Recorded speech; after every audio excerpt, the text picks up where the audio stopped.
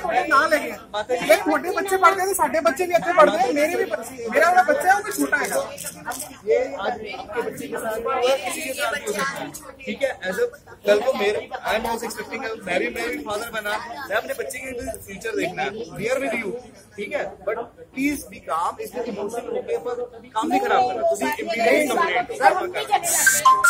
आपकी बात समझती है कि आप 1 सेकंड हो गए कोई ऐसा डिसीजन नहीं लेंगे, बट पेरेंट्स का भी हित आप लोगों को रखना है। एक चीज आपने और पूछना रहेंगे, अंदर एडमिनिस्ट्रेशन क्या कहती है, वो क्या कहती है, वो मानते हैं। मैं कह रहा हूँ कि आपकी मैंने उनकी भी बात सुनी, वो आपकी बात कर रहे हैं, जो आपने कहा कि सेम वही बात कह रहे हैं। केस वो मानते हैं कि हुआ ऐसा। Please let me